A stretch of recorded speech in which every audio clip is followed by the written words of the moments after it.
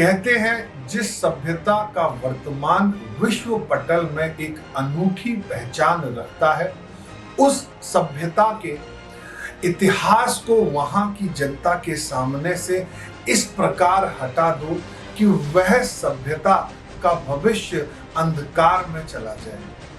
उस सभ्यता में जन्मे, उस सभ्यता के महान सच्चे वीर सपूतों की कहानियां को उस काली स्याही से इतिहास में लिख दो, जिससे कि वहां की जनता उसी झूठ को सच मान सके। उस जनता के सामने इस प्रकार से उस स्वर्णिम युग को पेश किया जाए, जिससे कि हम अपने अस्तित्व, अपनी संस्कृति की पहचान को ही भुला सके। कहते हैं किताबों को जलाना अपराध होता है, उससे भी बड़ा अपराध उन किताबों में ऐसे षड्यंत्रों को घोल देना, ऐसे षड्यंत्रों को लिख देना होता है, जिससे कि उस स्वर्णिम युग के वास्तविक वीर सपूतों की कहानी को ही हमसे छुपा दिया जाए। कहते हैं जिस देश पर कब्जा करना है, सबसे पहले वहां की सभ्यता को ही खंडित कर दो, वहां की संस्कृति को ही लाचार कर दो, जिससे कि वहां की जनता अपनी सभ्यता और संस्कृति को भूल जाए। आज के डिजिटल युग में ऐसा किसका षड्यंत्र है जिसके कारण उन महान वीर योद्धाओं की कहानी हम सबके पास नहीं पहुंच रही? आखिरकार वो कौन सी शक्तियां थी जिनका वर्चस्व इतना अहम था कि आज तक हम अपने सच्चे वीर योद्धाओं की कहानी से अछूते रह गए हैं? स्वतंत्रता के इतने समय के बाद भी वह कहानियां हमारे पास ना पहुंच सकी। तो आज हम उसी षड्यंत्र पर एक ऐसा पर्दा हटाएंगे जो हमें हमारे एक वीर योद्धा की सच्ची कहानी बताएगा। ये वही वीर योद्धा है जिनके नाम पर राष्ट्रीय रक्षा अकादमी, नेशनल डिफेंस एकेडमी के सर्वश्रेष्ठ कैडेट को स्वर्ण पदक दिया जाता है। ये वही सच्चा वीर सपूत है जिसका इतिहास पूर्वोत्तर की पहाड़ियां एवं बर्फीली हवाओं में महसूस किया जा सकता है। ये वही वीर योद्धा है जिनको माननीय प्रधानमंत्री श्री नरेंद्र मोदी ने आत्मनिर्भर सेना का प्रतीक कहा था। ये वही योद्धा है जिनके 400वीं जन्म शताब्दी पर राष्ट्रपति ने सम्मान समारोह का उद्घाटन किया था। जैसा कि आप सभी को मालूम है कि हमारे इतिहास में ऐसे बहुत स्वर्णिम वीर योद्धा हुए जिनकी कहानी हमसे छुपाई गई है। कहानियां बहुत सारी हैं। मेरी पूरी कोशिश है कि हम कहानियों को पूर्व से पश्चिम, उत्तर से दक्षिण तक कवर करें। इसलिए आज हम बात करेंगे पूर्वोत्तर की पहाड़ियां, कामाख्या मंदिर के आंचल में बसे, प्रांगण में बसे एक वीर योद्धा की कहानी। तो चलिए शुरू करते हैं आज का वह स्वर्णिम युग का दौर। मैं प्रतीक चतुर्वेदी आप सभी का स्वागत करता हूं मिस्टर टॉक पर, और उम्मीद करता हूं भारत के सच्चे वीर सपूतों की कहानी को सभी लोगों तक पहुंचाने में आप हमारी जरूर मदद करेंगे। लेकिन सबसे पहले आप इस कहानी को पहले स्वयं से आकलन कीजिए, स्वयं से देखिए, और उसके बाद ही किसी निष्कर्ष के बाद इस कहानी को लोगों तक शेयर करें। तो आज हम बात करेंगे पूर्वोत्तर की पहाड़ियों के एक ऐसे योद्धा जिनका नाम था लचित बोरफुकन। जी हाँ, बिल्कुल आपने सही सुना। मुझे उम्मीद है बहुत से लोगों ने ये नाम नहीं सुना होगा, और अगर सुना भी होगा तो न्यूज में 1-2 दिन पहले ही इस नाम के बारे में आपने सुना होगा। आखिरकार कौन थे लचित बोरफुकन और क्या इनका योगदान था, और इन्होंने ऐसा क्या लड़ाई लड़ी जिससे कि मुगल सेना पूर्वोत्तर की तरफ देखने से भी घबराने लगी? तो इस जानकारी को जानने से पहले सबसे पहले आपको ब्रह्मपुत्र नदी यानी असम राज्य पर बसे उस सबसे विशाल वंश, विशाल साम्राज्य को समझना पड़ेगा जिसका नाम था अहोम वंश। जी हाँ, बिल्कुल, ये वही वंश है जिसके राजाओं ने 4 शताब्दियों तक राज किया अपने असम प्रांत पर। तो ये समय वह दौर था जब मुगल सेना अपने वर्चस्व की लड़ाई, अपने वर्चस्व को बढ़ाने के लिए संपूर्ण भारत पर एकाधिकार करने के लिए अपने सेनापतियों को जगह जगह भेज रही थी। अपितु अहोम वंश म्यांमार के शान प्रांत से आए राजा सुखफा ने स्थापित किया था, परंतु इन्होंने कभी भी अपने आप को असम की बाहुल्य जनता, हिंदू धर्म की बाहुल्य जनता से अलग नहीं समझा और इस जनता को आत्मीय तरीके से अपनाया। कहा जाता है कि असम के राजा ने अपने आप को हिंदू धर्म से जोड़कर ही जनता के सामने पेश किया।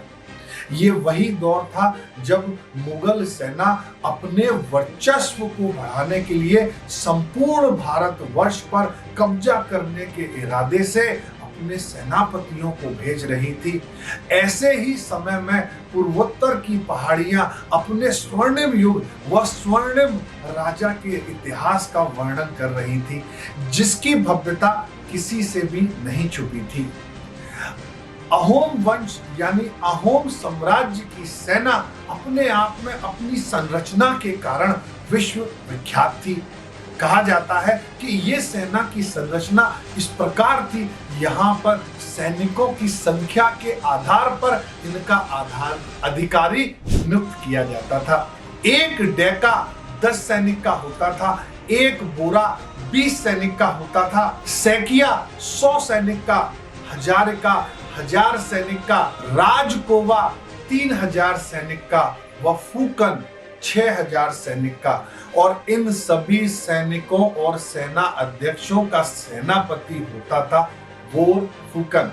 जी हाँ, तो लचित बोर फूकन का टाइटल बोर फूकन है। तो सबसे पहले आपको एक जानकारी होना चाहिए कि अहोम साम्राज्य की सेना का सर्वोच्च सेनापति का टाइटल होता था बोर फूकन। मुगल सेना अपने वर्चस्व को कायम करने के लिए अपने सेनापतियों को सभी प्रांतों में भेज रही थी। ऐसे समय में असम की पहाड़ियों में एक बच्चे का जन्म होता है जिसका बाद में जाके नाम लचित बोरफुकन पड़ा। इनके पिता असम यानी तब के अहोम साम्राज्य के उच्चाधिकारी थे और इसी वजह से उन्होंने इनका लालन पालन में कतई भी कमी नहीं रखी। कहा जाता है कि एक वीर का तेज बचपन से ही उस अंधकार को हटा रहा होता है जो समाज में फैला होता है। इन्होंने अपने शुरुआती जीवन से ही मानविकी शास्त्र और सैन्य कुशल की शिक्षा प्राप्त की।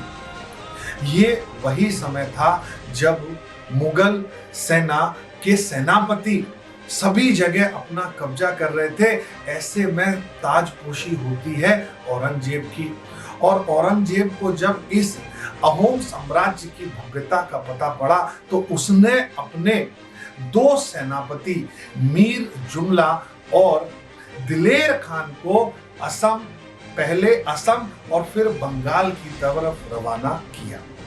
कहा जाता है इस समय असम यानी तब के अहोम साम्राज्य पर राजा ध्वज सिंह का शासन था।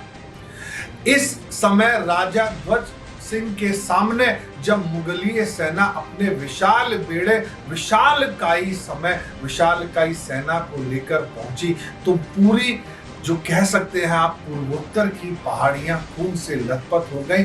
और कहा जाता है इसमें राजा ध्वज सिंह की बहुत ही बुरी हार हुई और ये भी कहा जाता है कि गुवाहाटी का किला भी इनके हाथ से चला गया और राजा को अपनी जनता को बचाने की खातिर एक अपमानजनक संधि करनी पड़ी और अपने प्रांत के स्वर्ण मुद्राएं, सेना, हाथी, घोड़े सभी मुगल सेना को देना पड़ा। इतिहासकार यहाँ तक भी कहते हैं कि उस अपमानजनक संधि में मुगल सेना के सेनापति इनकी 6 वर्ष की पुत्री को भी साथ ले गए। ये ऐसा राजा के लिए आघात पहुंचा कि जिससे राजा कभी उभर नहीं पाए और कुछ समय बाद उन वीर राजा की मृत्यु हो गई। पूरा असम प्रांत जिसकी सेना की शौर्यता, एकता व अखंडता की चर्चे पूरी पूर्वोत्तर की पहाड़ियों में थे, बिखरने लगी थी, मनोबल टूटने लगा था। इसी सेना में लचित सर्वप्रथम सैनिक कौशल को हासिल कर रहे थे तथा बाद में चलकर घुड़सवार दल के अधीक्षक व सिमूलगढ़ किले के प्रमुख के पदों पर तैनात रहे थे। ये वही समय था जब राजा जय ध्वज सिंह की अकस्मात हुई मृत्यु के कारण राजा चक्र ध्वज सिंह को सिंहासन पर बैठाया गया। नए राजा चक्र ध्वज सिंह के सामने सबसे बड़ी चुनौती थी अपनी सेना व अपनी जनता के मनोबल को वापस एकत्रित किया जाए, संगठित किया जाए तथा साथ ही साथ हुई अपमानजनक संधि का प्रतिशोध भी लिया जाए, जिससे कि आने वाली पीढ़ी इस अपमानजनक संधि को याद ना रखे।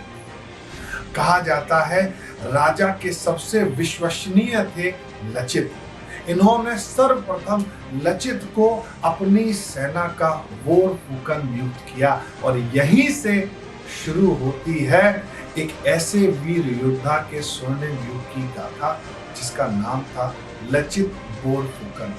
इसलिए लचित बोरफुकन की जानकारी से पहले हमें अहोम साम्राज्य की जानकारी भी अति आवश्यक थी। लचित बोरफुकन के सामने भी चुनौतियां कम नहीं थी। सर्वप्रथम उनको सबसे पहले अपनी सेना का मनोबल ठीक करना था, उसके साथ साथ अपने किलों की सुरक्षा को पुख्ता करना था। तो सर्वप्रथम इन्होंने सैनिकों में नए जवान, नए युवा लड़कों की भर्ती की। वह अपने तोप व हथियार को नई तकनीकों की मदद से एक सुचारू रूप से मजबूत बनाया। कहा जाता है ये इन्हीं की दूरदर्शिता थी कि ब्रह्मपुत्र नदी के किनारे इन्होंने छोटी छोटी टुकड़ियां बनाई, जिससे कि कल को अगर कभी जल सेना का युद्ध होता है तो वहां पर उस सेना की मदद के लिए वह टुकड़ी मौजूद रहे।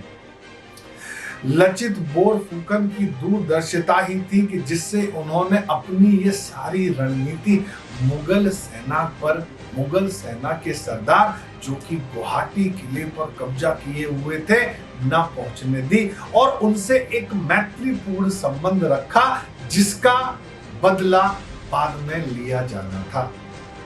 यही गुवाहाटी किले का सरदार ने असम के राजा के सामने एक ऐसी शर्त रखी जो कि अपमानजनक संधि से भी कहीं बेकार और बदतर थी। बस यही वो शर्त और एक ऐसी संधि थी जिसने असम साम्राज्य को, नींव को वापस और गुवाहाटी किले को वापस लाने की योजना बनाई और उस संधि को जड़ से उखाड़ फेंकने का कार्य किया।